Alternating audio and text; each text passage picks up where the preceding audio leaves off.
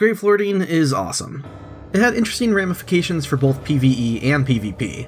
The summon sign for it is basically a black metal band logo, and it's all in service to this guy. Without any hesitation, I can say that this is easily one of the coolest things to exist in any Souls game. But, like a lot of the experimental features of Dark Souls 1, its implementation was half-baked. And to this day, it remains as one of the series' most obtuse mechanics, routinely confusing a lot of players. But even with that in mind, if you're someone who hasn't played much of Dark Souls 1 online, or if you're coming to my videos with more experience in later titles, you'll start to understand pretty quickly why a lot of us wish they iterated on this concept instead of abandoning it.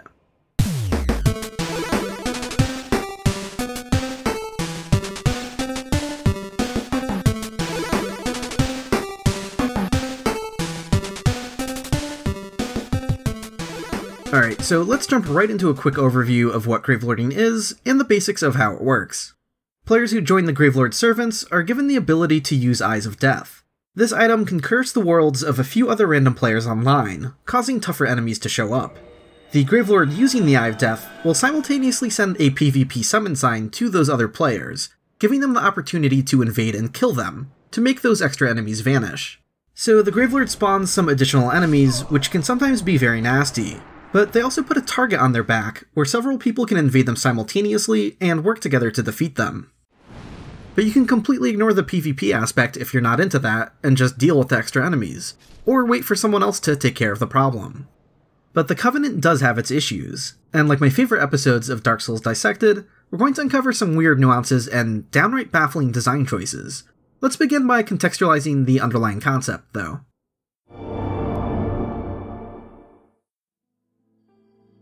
Gravelording was created as a means to occasionally add tougher mobs into the game. They'll have a dark red hue, just like invaders, which are commonly referred to as Black Phantoms by the community. And while I would say that Gravelording as a whole is without a proper parallel, this isn't the only game in the series to find a way to include this kind of enemy. Demon's Souls utilized World Tendency for that, and Dark Souls 2 had New Game Plus, but after that they just sort of stopped. When we look at Gravelording as what came between Demon's Souls and Dark Souls 2, I think we find our answer as to why we haven't seen more of it. Making a feature like this was never a big priority for their multiplayer. This was more of an experimental feature for a broader idea that they used to like, one that they seem to not care about anymore. We can also track how the implementation of Black Phantoms evolved throughout these iterations. In Demon's Souls, you could sort of consider it a quasi-online event. It didn't require being online, and in fact, the most reliable way to see them in the original Demon's Souls would have involved staying offline to better manage your world tendency. Make your tendency dark enough, and the extra enemies start showing up. There's no randomization, it was a guaranteed encounter if you died in human form enough times. However, just like in Dark Souls 1, the network features of Demon's Souls did incorporate some aspect of the servers taking the control away from you, at least a little bit. The reason you might run into them could be due in part to the actions of other players. When you played online, your world tendency drifted towards a hidden server average. If the average was in the negative, the Black Phantoms could become easier to see than if you were playing offline. And if that wasn't enough, Demon's Souls had holidays where the server averages were overridden. On Halloween, you'd be forced into pure black world tendency, and you'd run into these enemies through no fault of your own. So running into them might have been caused or assisted by online events, though it didn't require it. For Dark Souls 1, they seemed to embrace this idea of the network being in control. They instead made it a fully online event, something you can't experience if you play offline, nor can you cause it for yourself. So to do that, they made it dependent on multiplayer activity by incorporating it into a unique format of PvP. I should add that Gravelording really is directly iterated from World Tendency. Behind the scenes of Dark Souls 1, World Tendency still exists. When you get Gravelorded, it changes your World Tendency value to spawn these extra enemies in. So it's not just a conceptual iteration, it's literally still being handled by World Tendency, albeit in a much more simplified and hidden form. But they also made another change for Dark Souls 1. Seeing the extra enemies required being in New Game Plus or higher. The New Game Plus requirement has some weird quirks to it, and I'll talk about that a bit later. But if you're someone who started new characters when beating Dark Souls 1, instead of playing into higher New Game Plus cycles, this is why you've probably never seen this before. Then we can see what direction this went in for Dark Souls 2. They seem to have liked the New Game Plus aspect of Gravelording, rather than the online aspect. So this time around they didn't make it a network feature at all. It was just now guaranteed to happen in New Game Plus. This was the evolutionary path for Black Phantom mobs. It's not that we're guaranteed to never see Gravelording again in a future title of theirs. It's possible that at some point they'll think back on it and give it another shot. But I really can't stress enough how this evolutionary dead end into Dark Souls 2 is the death knell for Gravelording in hindsight. It's not because Dark Souls 2 dropped the ball and soured anything, the opposite is true. Dark Souls 2 nailed it. Of all the things that people criticize about Dark Souls 2, its New Game Plus experience is not one of them. This is without a doubt one of its most highly praised features. For those who are unaware, Dark Souls 2 made by far the most changes to its New Game Plus cycle. Sure, the majority of changes are just adding some extra Black Phantoms. There is a bit more than that going on, but the changes aren't nearly as extensive as something like the second quest of Legend of Zelda. But be that as it may, Dark Souls 2 still goes far beyond the effort of other Souls games to offer a unique experience in New Game Plus. This is almost universally praised as something Dark Souls 2 got right. Unfortunately, Dark Souls 2 ending things on a good note makes the case for revisiting Gravelording all the more dire. When we look at all of this in the context of adding extra Black Phantoms that aren't normally there, what do you think From Software considers to be the most successful? Demon's Souls has all the negative baggage of world tendency. It was a weird system to grapple, one that a lot of people considered too punishing and tedious to manage. And while Gravelording probably isn't in as dark of a place as world tendency, it is something that confused the hell out of everyone. So it doesn't really have a strong consensus of praise behind it either. It was deeply flawed, and I'll be covering all the reasons why that is. Sure, you have some ardent fans of Gravelording like myself, but you'll find just as many people who assume it's not functional, or don't even know what it is. While making it a guaranteed New Game Plus experience without the multiplayer component removes most of what makes it special to me, what Dark Souls 2 did is offer the one iteration of this mechanic that everyone actually likes. And the fact that we haven't even seen that make a return just really doesn't bode well for the comeback of something more obtuse like Gravelording. Okay, so let's start digging deeper here, and at the end of the video, I'll talk about how all of the issues with Gravelording could be fixed.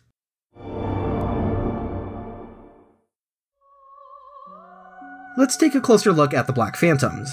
I mentioned that they can be pretty tough, and this is because they have double health, an 80% buff to their damage, and a 20% buff to their defenses. And considering how you'll first encounter them in New Game Plus at the earliest, this is all on top of the buffs that already happened for the New Game Plus cycle. These enemies are also always additions to the environment. There aren't any existing enemies that are converted to Black Phantoms or anything like that. When Black Phantoms die, they always disappear instead of leaving a ragdoll corpse behind. Now I know some players are going to adopt this into their headcanon as further evidence that the difference between disappearing enemies and ragdolling enemies is that the disappearing ones are some kind of illusion, or that they're here by magic. But I've never liked this fan theory. You will see the same behavior applied to Vagrants, as their regular versions ragdoll, while their Black Phantom versions don't. Unfortunately, their drops were never customized. They'll drop the same amount of souls as their regular counterparts, and will share the same loot tables. I feel like you should probably get a few extra souls at the least for your trouble, but it is what it is. Because seeing these extra enemies can be pretty rare, it was always this kind of cool and mysterious thing to run into. You get so used to the enemy placement that running around a corner and seeing an enemy you don't expect adds some surprise and excitement to a game you might have already put dozens or even hundreds of hours into. There's a lot of overlap here with what makes a Vagrant special. Most players haven't seen many of these, and very few people have seen all of them, so I'd like to do a demonstration here where I showcase all of the Black Phantoms that exist, level by level. I know some viewers enjoy these sort of bestiary-esque segments in my videos, but understandably this slows things down if you just want the breakdown of their mechanics, so you can skip to the timestamp on the screen if you'd prefer that. In the Undead Burg, you'll find a couple extra hollows in the opening courtyard, a hollow guarding the ladder to the firebomb throwers, an undead soldier by the crossbow hollow in the tower, and another undead soldier by the top of the steps near the Black Knight. There's not too much to say about their placement and behaviors. The one guarding the ladder is likely to aggro the same time as the rest of the nearby hollows, but none of them actually chain pull, so approaching carefully allows you to lure them out one by one. Although, you know how that one hollow on the staircase by the bonfire seemingly has eyes in the back of his head? It's clear they copy and pasted that particular hollow to create his Black Phantom counterpart, because he does the exact same thing. In the lower Undead Burg, 2 undead assassins can spawn in this section in the middle of the level. If the trap hasn't been sprung yet, it's better to not use stealth because you can lure them out before the doors open up, but stealth is helpful if the doors are already open. Moving on to the Undead Parish, 3 extra hollows can spawn in that underground room where you get ambushed. A Balder Knight will be in the corner of the room with the 3 other Balder Knights, and a Heavy Knight will be found guarding the elevator to Firelink Shrine. This spot can be pretty brutal, but hopefully by the time you're in New Game Plus, you'll have a bunch of options for ranged attacks. A couple other hollows might come running out even if you don't set off the trap, but the entire room is not set to chain pull, so it's not a big deal. And if you stored all of your ranged attack options away in your bottomless box, you could always make use of the alluring skulls found nearby. Here's a fun fact: the alluring skulls work much better if you throw them at a wall. If you throw them at the ground, enemies will forget about it much faster. This is because they lose interest once they reach their destination and walk on top of it. And I have a story about the Heavy Knight here. The most I've ever been owned in a Souls game is due in part to this guy. Way back in the early days on PS3, Peverson was streaming on Twitch and hosting a fight club in the Undead Parish. I wasn't planning on participating, but I thought it'd be fun to try and essentially stream snipe as an anonymous viewer. I wasn't even expecting to target Peeve specifically, due to the somewhat random nature of who you'll actually connect with online. But since you can't normally see who you're Gravelording, I thought it'd be fun to at least try and see if someone in the chat would talk about running into Black Phantoms, and if I got really lucky, maybe I'd get to see some in Peeve's world. Well, with the way I'm setting things up here, it should be obvious that things did not work out in my favor. I got to see some Black Phantoms alright, in my own game. By coincidence, someone else was Gravelording, and I found myself suddenly dealing with a couple extra enemies. And in that exact same moment, guess who decides to start invading instead of hosting? Yeah.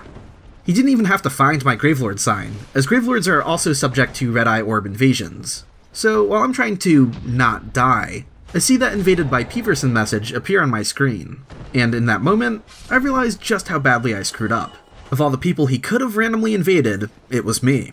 What makes this extra pathetic is that even though Peeve had no idea who I was or what I was doing, he figured it out instantly. Gravelords emanate a black aura after they use an Eye of Death. It's a unique visual effect, so if you recognize it, you know it means the other player is Gravelording. He knows a Gravelord just got a taste of their own medicine, and he got to witness me in full panic mode. I went from trying to pull off a light form of stream sniping to desperately trying to stay alive in front of that streamer while he has a good laugh in front of all of his viewers. I managed to not die to the Heavy Knight, but I did die to Peeve shortly after. I can't say I was even mad, honestly. I was more in awe of how badly my plan backfired. I was on the receiving end of some instant karma, which deepened my appreciation for the chaotic nature of Gravelording. I realize we've spent a lot of time here, but there's one more thing you should see. Have you ever witnessed a Black Phantom going to battle against a Vagrant? Because Rabazum here cast Undead Rapport on the Heavy Knight and made that happen. This is such an extremely rare and specific scenario that I wouldn't be surprised if no one else has ever done this before. Okay, so let's move on to the Darkroot Garden. Here you can find 4 Stone Knights in the area before the Moonlight Butterfly, and you'll also find 2 extra groups of Mushroom people in the forest. The Black Phantom Stone Knights are on my shortlist for the most dangerous encounters in the game. Unlike the rest of the Stone Knights you meet out here, these are all set to chain pull.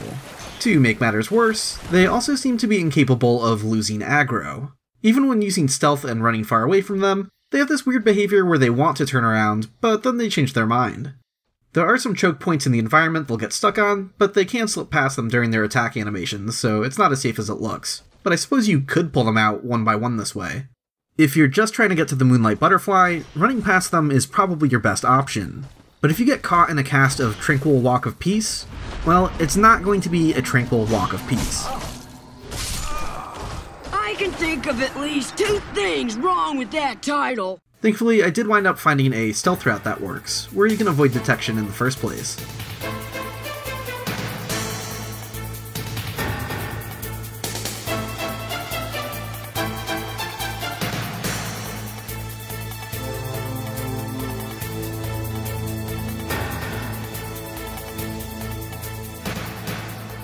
I know everyone likes to meme on how terrifying the Mushroom Parents are, and it's not without reason. They can punch you into next week.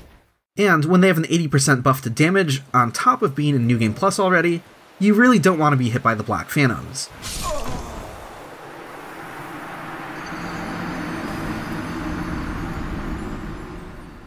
But I've also always found them easy to avoid. Even if you commit to fighting them instead of just running past, they have one of the most limited and easy to read movesets in the game. As long as you don't make the mistake of fighting more than one at a time, they're not a big deal. What makes the Black Phantoms a bigger problem than usual here isn't just their damage buff, it's the fact that they have backup. The Mushroom Children of the Forest are usually non-hostile to start with. It's not that they don't know how to fight at all, but they're scripted to run for help over here first. Then, once they're over here, they can start fighting. But the Black Phantom Mushroom Children are more like the ones from the Great Hollow, where they do know how to fight right away. So that's something you'll have to deal with if you want to fight their parents. In the depths, you'll find 5 additional Torch Hollows. One is behind the bottom of the steps, another is in the large group of hollows below, 2 are in the water pit with the dogs, and 1 more is found at the far end of the slime hallway, opposite from the bonfire. There's also a Black Phantom Butcher near the door down here, and 8 rats found throughout the level. 2 of them are around the corner after the first rat box trap. There's 1 by the group of rats near the channeler. There's 2 on the ledge above the giant rat, across from the spider shield, and 3 in the final room that leads to Blighttown. At 14 Black Phantoms total, the depths has the most out of any area. The highest count doesn't necessarily mean it's the worst place to be Gravelorded though. I'll admit that 5 Black Phantom Torch Hollows sounds really bad, and being ganged up on by rats is never a fun time either. But the same strategies you use to avoid being overwhelmed by these enemies apply here too. Just be smart about avoiding group fights. Though the Butcher can be pretty nasty. These rats can be a pretty big problem too if you don't know they're there when you decide to fight the giant rat. By the way, luring them down the escape ramp can be pretty funny. I've never tried having an enemy chase me down here before, and the result is pretty great. All of the Black Phantom rats are small rats, so I find this one here kind of funny.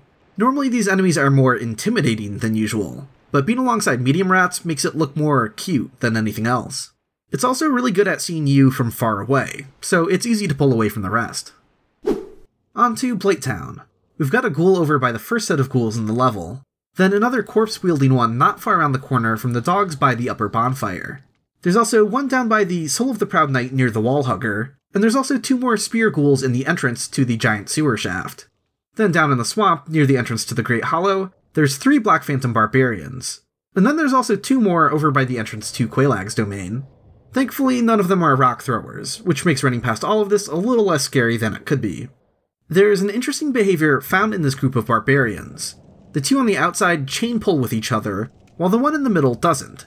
This appears to be a mistake, because it seems really arbitrary to have just 2 of them aggro together instead of all of them.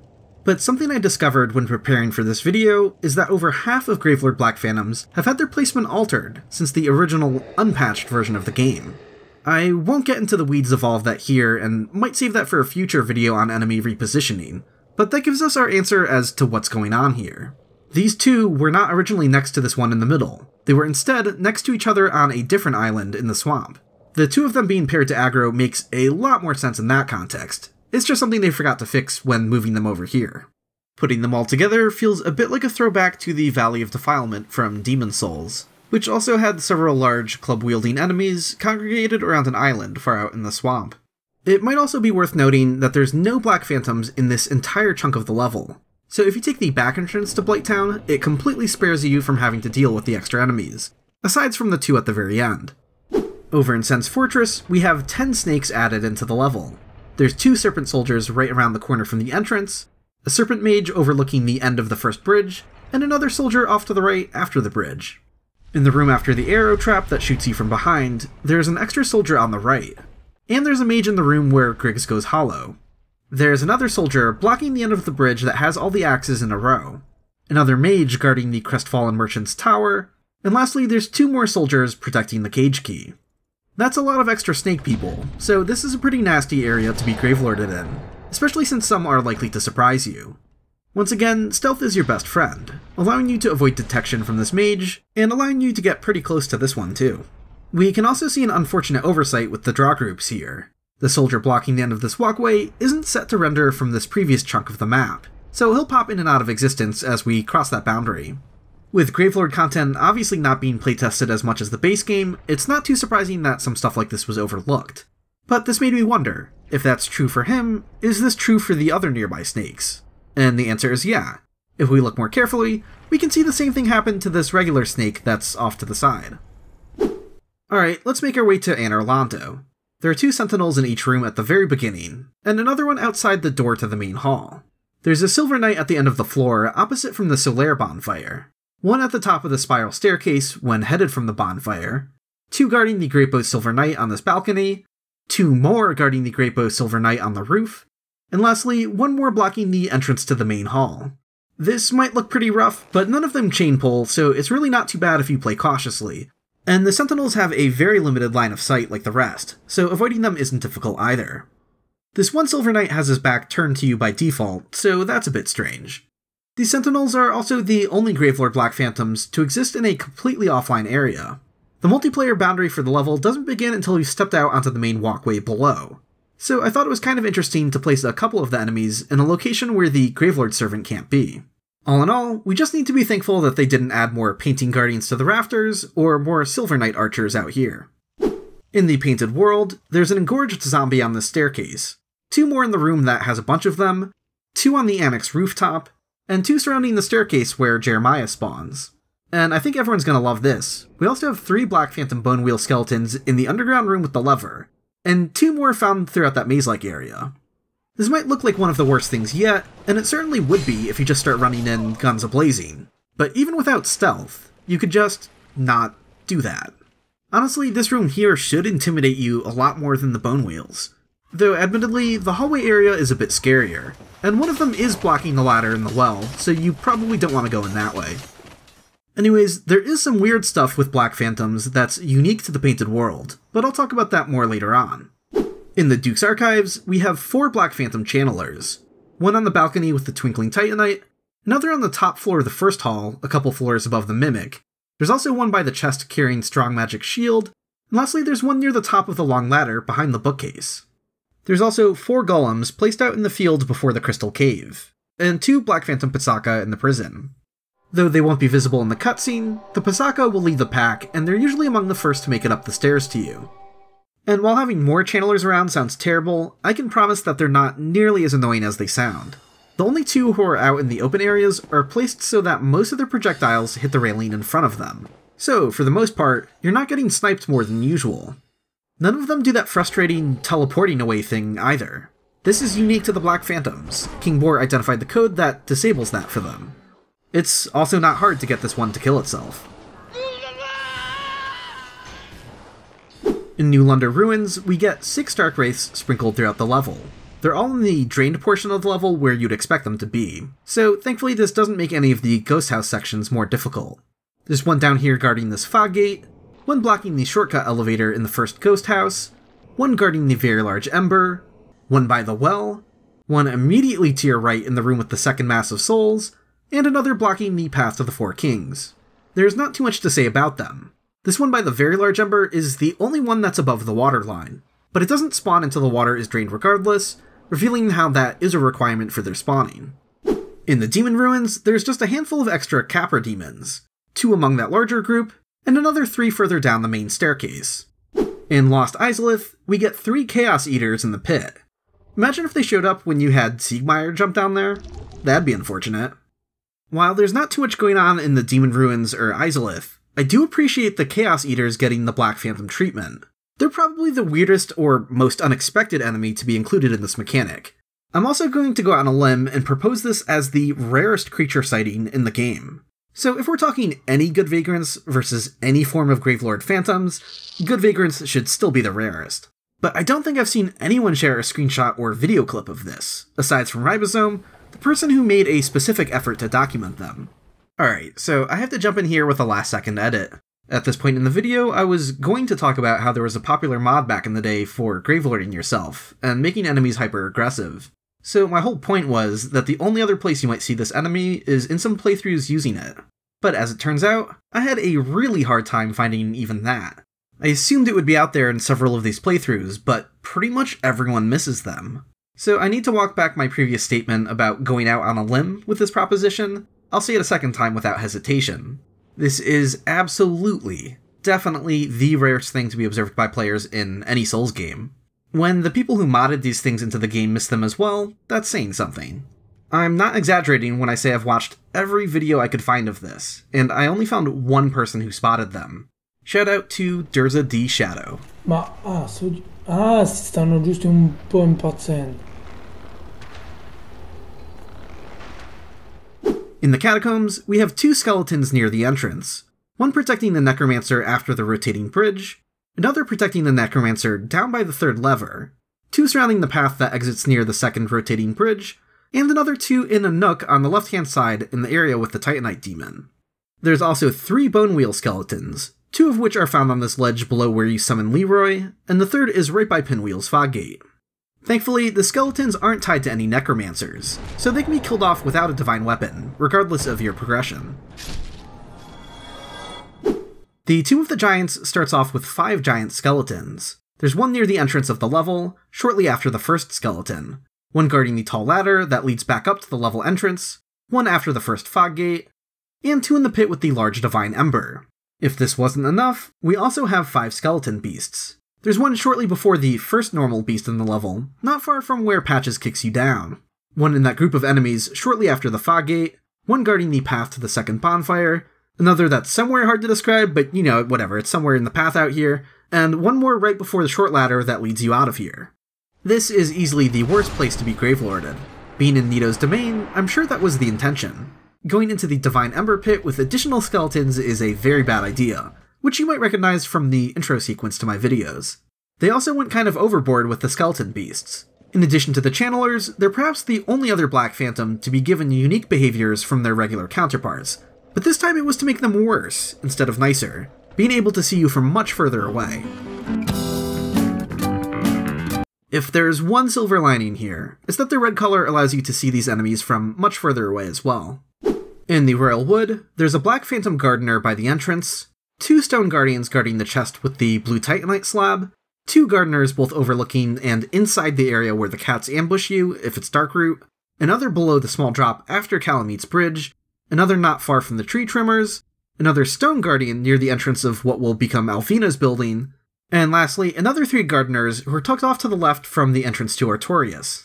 While a lot of the regular enemies in this area chain pull, none of the Black Phantoms do, so none of this is as bad as it seems. I also like that last group who are pushed off to the side. Even without stealth, they're not hard to avoid. You'd pretty much have to go out of your way to get their attention. There's nothing back there normally, so I feel like they just wanted to use that space for the sake of it. In Ulasil Township, there's a Bloathead Sorcerer near the start of the level, 2 Bloatheads on the platform near where Chester invades, a Sorcerer on the rooftop with the Crystal Lizard, another regular Bloathead in the first room after the Long Bridge, and another Sorcerer nearby on the ground level of this large building. But that's not all. We also get a Chained Prisoner over here, another in the first group of enemies in the Chasm of the Abyss, and a 3rd among the first large group of Humanity Phantoms. Stealth makes some of the additional Sorcerers not so bad, but the extra Chained Prisoners are easily among the toughest Black Phantoms in the game. I should add that Ulasil is where the extra enemies are spotted the most. Being the late game PvP hotspot, a lot of players hanging out here at level 125 will be in New Game Plus, so almost every clip I could find of someone reacting to being Gravelorded happens here. Oh god, I'm Gravelorded. I don't think I've ever actually been Gravelorded.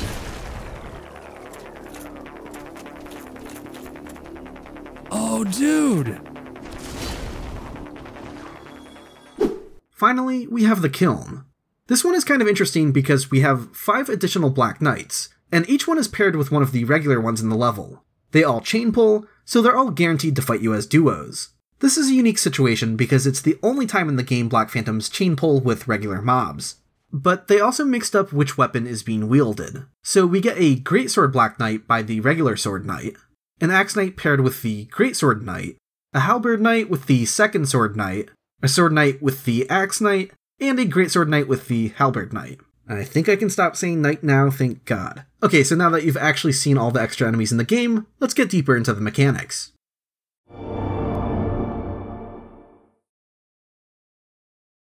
So I mentioned that Gravelording requires being in New Game Plus, but this is where we start to see some of the cracks in the system. It's the recipient of the Gravelord's curse who has to be in New Game Plus or higher to actually receive the extra enemies.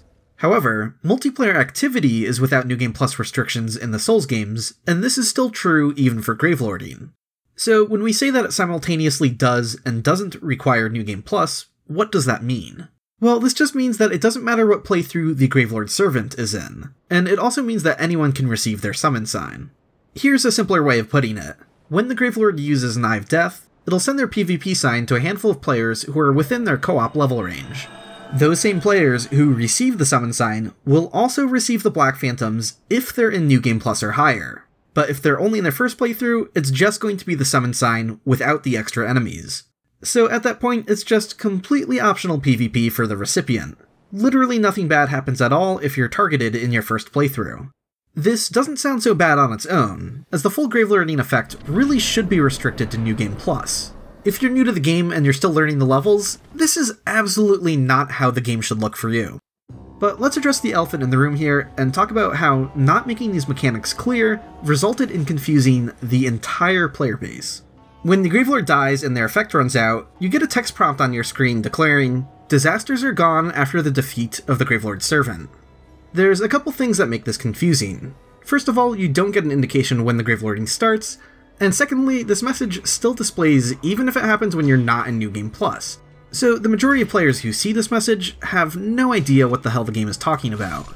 Not only will a lot of people reading this not even know what a Gravelord Servant is yet, but what disasters? You didn't get the extra enemies if you saw this message prior to New Game Plus, so in this context, it's incredibly misleading. There's no way anyone would consider optional PvP a disaster. Bearing in mind, this is risk-free PvP, where there's no penalty at all even if you invade and lose to the Gravelord.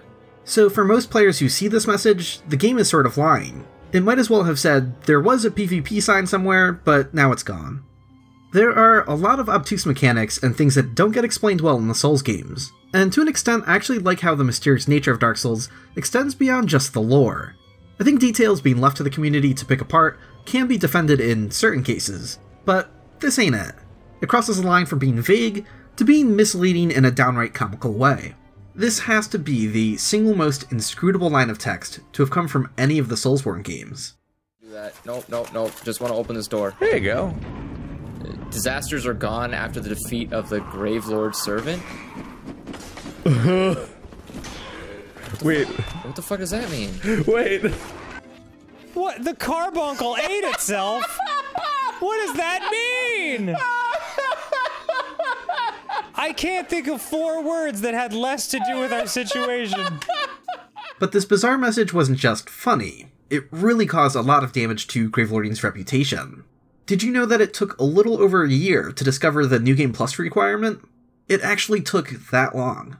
To use Elden Ring as a comparison, just imagine if that had a covenant where the player base still didn't know how it worked to this day. So this wasn't something that was explained in the guidebook or clarified by the developers. It was up to the community to figure out the rules. Shout out to Ribosome for being the first person to figure out a lot of these details. This means that players spent an entire year thinking it was heavily bugged. Not to mention all of the newer people confused by this message to this day, since they've never changed how that works. This is one of a couple things that makes it look incredibly unreliable, when just being poorly worded is arguably its biggest offense. Speaking of things being poorly worded, an interview with director Hidetaka Miyazaki by IGN only added to the confusion. He was asked if there really was a New Game Plus requirement for Gravelording, a rare instance of being asked directly about the specifics of a game mechanic. He responded with, "That is almost true. In Dark Souls design, the position of enemies is fixed. So we could have intended to make the effect of the Gravelord Covenant a new element seen in the second try after the game's ending. To be honest, I suppose I could have made it better." So here he basically confirms what now makes a lot more sense in hindsight. He wanted the Gravelord Covenant to add something unique to New Game Plus, something that wound up being heavily streamlined for Dark Souls 2. But the response of "almost true" put a weird condition on that, and it created some hope that there was something more going on. New Game Plus really was the requirement in the end. But a confusing in-game prompt, and a confusing response from the game's director did a lot to derail players' expectations.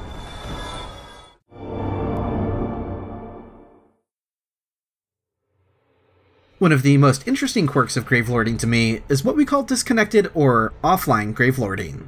If you get the Black Phantoms and you want them to go away, you might expect that going offline will immediately fix the problem. After all, it is another player online who is responsible for them.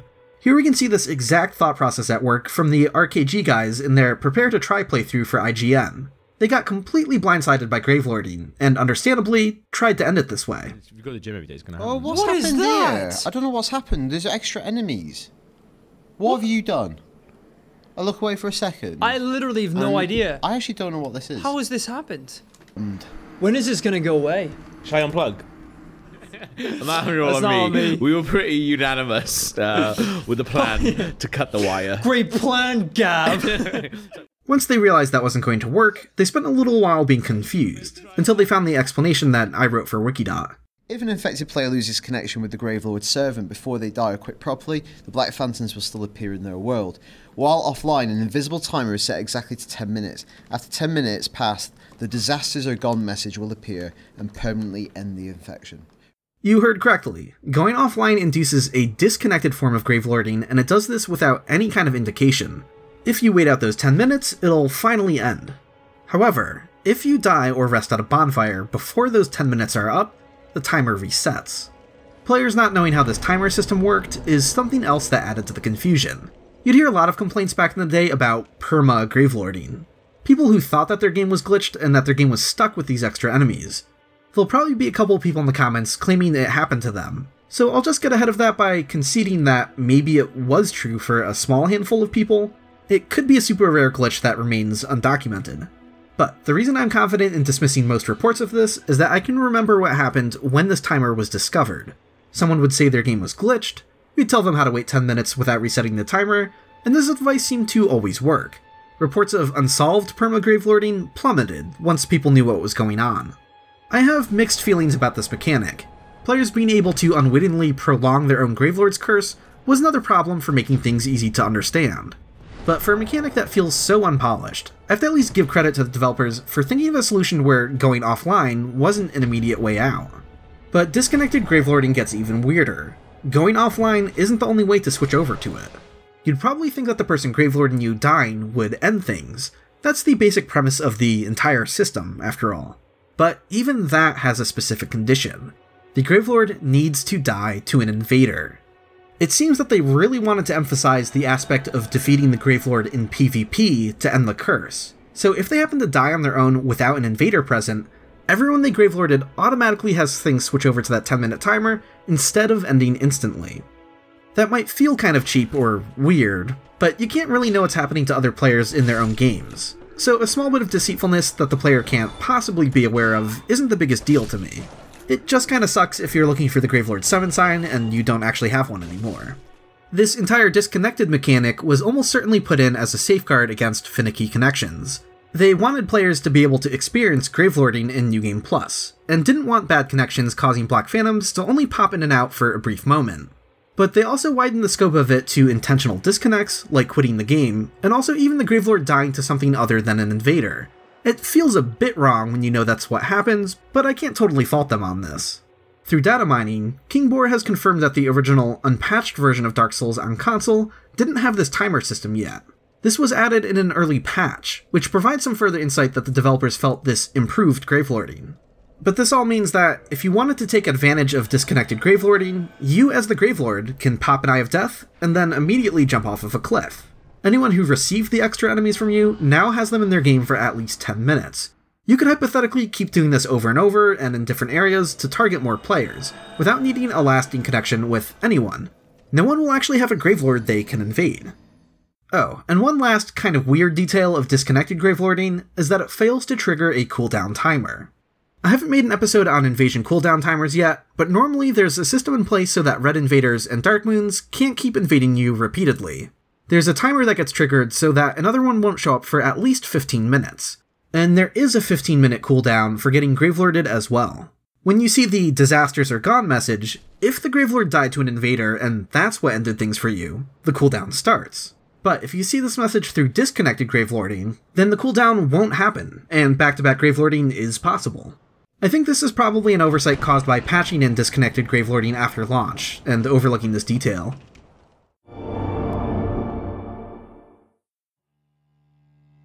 When the Gravelord uses an Eye of Death, it doesn't just neatly drop their invasion sign where the item was used. Instead, it follows the Gravelord as they move around. You won't see it sliding around the ground in real time, but it refreshes its location roughly every 10 seconds or so. While this feels a bit weird, because there aren't any other summon signs that work this way in any of the Souls games, this does make some sense. They didn't want the Gravelord hiding their summon sign in the most obscure locations possible, as that could allow them to curse other players without being found. When someone does find their sign, they're likely to be forced out of hiding during PvP, which will bring their moving summon sign out into the open.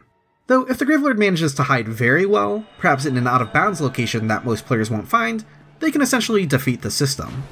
There's also the question of how fine-tuned this is. What's the optimal refresh rate? Would it have been better to refresh the sign every 20 or 30 seconds instead? It's not uncommon to have one disappear from you as you try to go use it, so it probably did refresh a little too fast. And even though Dark Souls Remastered did a lot to improve the matchmaking, it was often plagued with failed connection attempts with Gravelord signs in particular for some reason. I think interacting with signs that were slightly too old was probably part of the problem. Failed to invade. The good news is that the recipient of the Gravelord Servant sign doesn't have any of the typical restrictions. At least, it doesn't matter if you're in human form or hollow, or if your boss has been defeated yet, since you're not going to be the player hosting that encounter. There's... oh, Gravelord Servant. Do it. Just do it. What? We gotta experiment. Invade? Do it. I'm not even a human, am I? What is this? No idea. I'll have some more thoughts about how summon sign visibility could be improved when I get to my list of suggested fixes at the end. But there is another unique obstacle in being able to find a Gravelord sign, an issue that doesn't crop up for other forms of multiplayer. What if the Gravelord isn't in the same level as you? Thankfully, Gravelording isn't a game-wide thing by default. Like, if you get Gravelorded while you're in the depths, it's guaranteed that the Gravelord Servant is also in the depths. You don't have to worry about them being in some far-off random location instead. However, there are a few areas that I refer to as chained locations. This applies to every area where you have multiple levels that are all part of one larger map file, which are sometimes divided into different areas with different bosses. This includes the Undead Burg being paired with the lower Undead Burg and Undead Parish. That's one big map file. This also includes the Darkroot Garden being combined with the forest area of the Darkroot Garden. All of the DLC is bundled together as well, and Demon Ruins is paired with Lost Izalith. These maps will have all of these subdivided areas get Gravelorded together. So maybe you're entering the Undead Parish, and this is where you first notice some black phantoms, but you very well might have been Gravelorded on your way out of the Undead Burg, where the Gravelord Servant actually is, and now you have no idea where to look for their sign. There's no point in saving this for the later discussion. The obvious fix for this would be to just not do it this way. We're used to multiplayer activity being divided up between different areas based on boss. So the Gravelording effect, being able to span a few areas beyond the typical boss boundaries, isn't what you'd normally expect.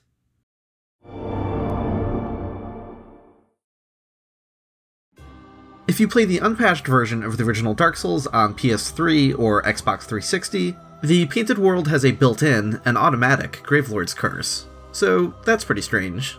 This doesn't exist anymore, and it was patched out in one of the earliest patches because it was a mistake. Though this has been known about for a long time, I never knew the exact reason until King Boar looked into it for me.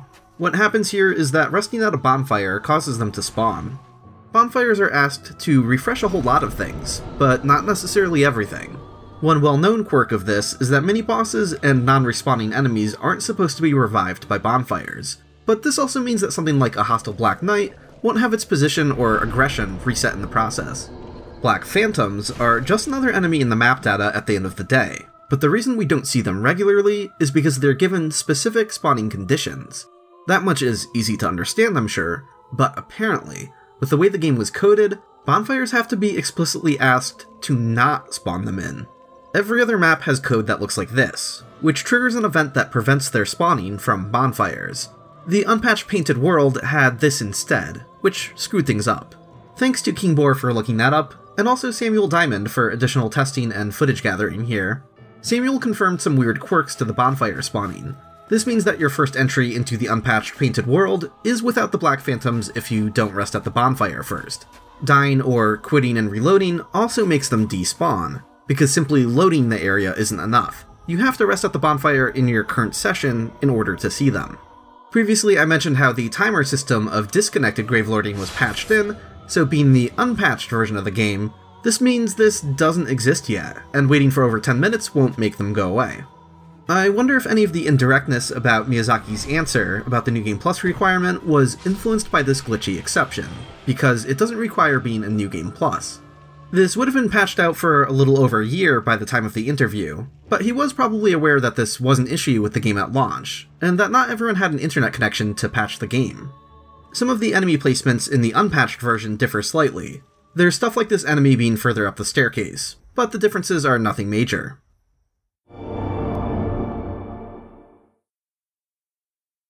So after spending some time talking about all of the jank involved with Gravelording, I realized there's probably some tonal dissonance at this point in the video. I opened up by talking about how cool Gravelording is, but by now there's probably a lot of viewers thinking that this mechanic was pretty much a dumpster fire in terms of execution, and they can understand why From Software gave up on it. That's not a wrong way to be feeling right now, but I believe that with just the smallest bit of effort, that all of its biggest problems could have been fixed. Though I think it's worth singing its praises one last time here. I really want to hammer home why the underlying concept is worth salvaging, with one particular aspect I haven't brought up yet. Its incentive structure. So let's consider the incentives of Souls multiplayer. If you don't include some kind of material or strong conceptual reward for these weirder forms of multiplayer, it really hurts their viability. It can be a balancing act. Sometimes fully ranking up a covenant to unlock something, or getting the brightest aura, is a bit too much of a hassle. But the community generally agrees that doing something is better than nothing. Give players a reason to do something beyond the reason of just doing it for the sake of it, and you'll have a much healthier online ecosystem. Admittedly, the direct rewards for leveling up as a Gravelord Servant aren't that special, and there's a reason I'm glossing over them. I'll just throw it up on the screen and link to a wiki, but basically it just makes a couple Gravelord miracles a bit stronger. This isn't nearly as cool or useful as unlocking the Red Eye Orb, or getting the Ring of Fog, but even in spite of this, I'm going to say that From Software managed to create one of their best incentive structures here. I think it's perhaps second only to the really big ones, like getting human form back from co-op, but if you go down the list of weirder forms of multiplayer, Gravelording has everything else beat. Let's take a look at the item description of the Eye of Death. The dreadful Eyes of Death spread disaster across neighboring worlds. Phantoms lured to the host world may end up as victims, allowing the Eyes of Death to multiply, and leading to further proliferation of Bane. The concept of Eyes of Death multiplying and leading to more misery is a really good one. Killing your victims as a Gravelord Servant will reward you with more Eyes of Death, keeping the cycle going. What the item description doesn't let on, however, is what happens when a Gravelord's victim defeats them. They also get an Eye of Death. You need at least one in your inventory to find and join the Covenant in the first place, and while most players will just find some Eyes of Death that are fixed pickups in the environment, when you die as a Gravelord, you're essentially giving everyone else an invitation to join. And you're giving them more eyes than they'd otherwise find on their own, encouraging their use. So there's this sort of positive feedback loop to Gravelording where you're not going to let Papa Nito down no matter what. There's no such thing as being a bad Gravelord Servant. You can fail miserably and die quickly to everyone who finds your summon sign, and you're still doing your Covenant a service. This is already a really good foundation for the Covenant, but I'd be remiss to not state the obvious when it comes to the incentive structure. You want to kill this jerk to remove these jerks from your game. That's it. It's so simple yet so effective. There's something very tangible on the line here that's immediately so much cooler than simply unlocking a spell or whatever. It also does all of this while avoiding a lot of the problems that people have with multiplayer in the first place. There are a lot of players who want to avoid PvP like the plague and would rather deal with the extra enemies. So the victims of Gravelording have more agency than usual. They get to experience another player online, making their game harder, but they can do this without having to engage in any PvP at all. And if they do engage in PvP, there's a decent chance there's going to be a couple people on their side in that match, helping stack the odds in their favor. Despite the Eye of Death being presented as this nasty thing that proliferates Bane, it's basically a gateway for an opt-in, easy mode of PvP for the victims. And as I mentioned earlier, if you die as the invader, you lose nothing. So it's completely risk-free on top of all of that. And here's one of the best parts. When you're the Gravelord, you know there's a chance that you're going to be responsible for someone else seeing something they've never seen before. It's very similar to creating vagrants on purpose. You might be the reason that other players have their minds blown. I get very worried when Dan doesn't know what's going on. I've never seen these. Why are they red? What do you mean Gravelorded? What does that mean? Because yeah, these are normally there's 2 of these in the room, so these are like extras. Right, then now they're not here. What the fuck? This really shouldn't be taken for granted. In this clip, an invader leads McDan around on a tour of Ulasil. The invader doesn't go for any cheap kills when they have plenty of opportunities to do so, because even the invader just finds looking at the extra enemies cool, and they want the host to be able to see all of them as well. This is easily one of the best ideas that From Software has ever had for their online systems, and I hope you're a believer now, too. Oh, Christ. Didn't know about that one.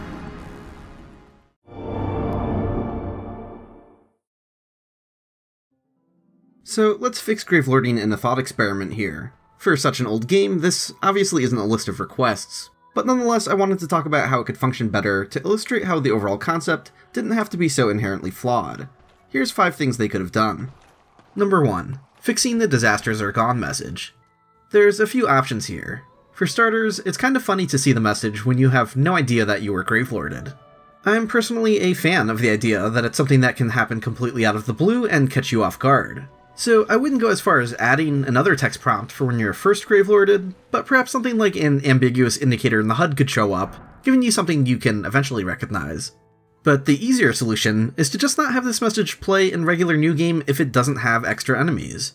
A Gravelord summon sign going away is not a disaster, and you don't need a text prompt for that. Problem solved. Number 2. Don't restrict it to New Game Plus. This would obviate the previous suggested fix, but let's also consider the ramifications of making Gravelording exclusive to New Game Plus. Yes, I can't stress enough that Gravelording, in its current state, really does need to be saved for New Game Plus and beyond, but hear me out. Restricting it to New Game Plus creates a weird issue where, despite its potential to incite chaos in any level, if you're targeting players who are in New Game Plus, you're going to level up accordingly, and you'll find yourself increasingly relegated to late game hotspots. How many players are going to find that level 125 in the Depths or the Catacombs, for example? Bear in mind that low-level Gravelording was much more popular in Dark Souls Remastered, especially when it was new, compared to the original version of Dark Souls. We hit the ground running with understanding its mechanics in Dark Souls Remastered, as opposed to thinking it wasn't working right for over a year. This allowed more players to trust that it worked and give it a shot. So for a while you'd actually see a bunch of Gravelord signs in places like the Undead Burg. This was nice to see, players engaging in optional PvP just for the sake of it, but how do you let people in their first playthrough know what the whole point of Gravelording even is? This is where I propose something like Gravelording Lite. You save the full Gravelording effect for New Game Plus and beyond, but you implement a very watered down version for the first playthrough, just a better hint at its existence and purpose. And there's a lot of ways you could do this. To start with, I just sprinkle in a very small number of extra enemies, and I do everything I could to make sure they're on their own somewhere, unlikely to aggro at the same time as other enemies. Those buffed stats they normally have, let's get rid of them. Maybe they have like a small health buff instead of doubled health, but no buff at all to their attacks and defense. You don't want to make the game harder in a significant way, but you want players to be able to get a feel for the basics of Gravelording earlier on, rather than hoping everyone will hang out in New Game Plus long enough to see it at all. If you like the aspect of it being a rare encounter, and not something you see constantly throughout your game, there's a solution for that too. Remember that cooldown timer that prevents subsequent invasions and Gravelord curses for 15 minutes? There's a whole lot of untapped potential in modifying how that works. For this Gravelording Lite that I'm proposing, why not make it an hour long instead? Or maybe even longer? This could easily be used so that your Black Phantom encounters in your first playthrough are sparse, and not something you're bombarded with. Number 3. Get rid of the boss requirement. Gravelords are the host, and as such, they need their boss alive for the Eye of Death to work. This is terrible. Gravelords lose areas they can Gravelord in as they progress further into their game, so they have to keep as many bosses alive as they can, and sometimes halt their progress to avoid this. Want a Gravelord in Sen's Fortress? Well, you're gonna have to halt progress entirely and not go to Anor Londo. What makes this all the more ridiculous is that Dark Souls Remastered recognized that needing the boss alive for all forms of multiplayer was a bit too much, so they strayed from the original game's design by allowing hosts to summon players from red signs and dragon signs into their game after the boss was dead. But for some reason, this courtesy was not extended to Gravelording. All of the Souls games are pretty bad at this, and while I understand having bosses act as a primary gateway for multiplayer activity, at least with this kind of system, there really needs to be more options for re-enabling it after a boss is dead. This hurts Gravelording more than anything else. Number 4. Deepen the incentive structure. Despite having a lot of praise for this particular aspect, we can do better. There is the issue of Gravelords not being aware of their impact on other players. You can sit there and imagine to yourself, hey, maybe I'm making someone's game harder, or maybe I'm even blowing their minds right now. That's cool and all, but unless you're actually getting a steady stream of invaders, Gravelording often just looks like this.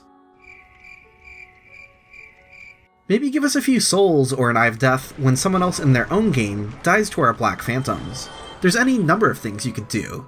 Even without material reward, we have that black aura surrounding us when the Eye of Death is running. Imagine if that turned red for like 5 or 10 seconds when you've caused another player's death. Having some kind of feedback that you're causing trouble remotely would make it a lot more satisfying. Here's something else we could do, and it ties into my idea of Gravelording Light. What if fully ranking up as a Gravelord Servant changed your aura and inflicted an even more intense version of Gravelording? As I mentioned earlier, Gravelording is activated by a simplified version of World Tendency. It has a slider, and technically when another player Gravelords you, it increases it by 10 points. But this is a super arbitrary thing, and increasing it by just 1 point in debug also causes you to get Gravelorded just the same. So despite having a slider, it's essentially an on or off switch. But there's room in this system to say, okay, it increases by X, Y, or Z, where you can dish out different versions of being Gravelorded. Now, I know some people are probably thinking, some of these areas are already pretty tough, so balancing this for multiple levels of challenge might be asking for a lot, but I don't think it has to be. I'm not suggesting that we make Tomb of the Giants any harder than it currently is, but I think back to those extra gardeners that were off to the side, and this is how I would personally choose to go wild with an enhanced version of Gravelording. Think about all the enemies you didn't see included earlier in this video. What if enhanced Gravelording added a couple frog rays down here, a tree lizard over here, and an extra wall hugger over here? You could treat this as an opportunity to basically put quasi-Easter eggs into the game. I have no doubt that some players would want to rank up as a Gravelord if this was the case.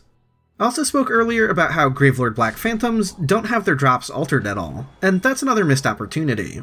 If I could change just one thing about them, it'd be adding the Eye of Death to their loot tables, with a decently high drop chance. I'm really on board with the whole concept of this viral spreading of misery, and while invading and killing the Gravelord Servant gets you an Eye of Death, I like the optional aspect of Gravelording too. Players who prefer to fight the extra enemies should have the chance to be rewarded in the same way. And lastly, at number 5, improving summon sign visibility. This is a broader issue that applies to all forms of multiplayer. You'll typically cancel out other signs when you cast your own or join someone else's game.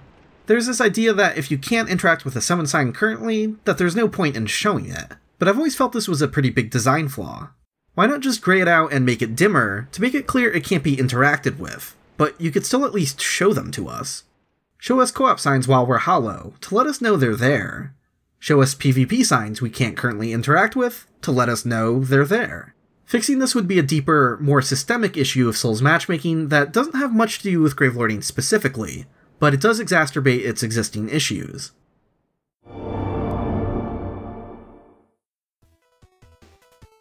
If you made it this far, thanks so much for sticking around.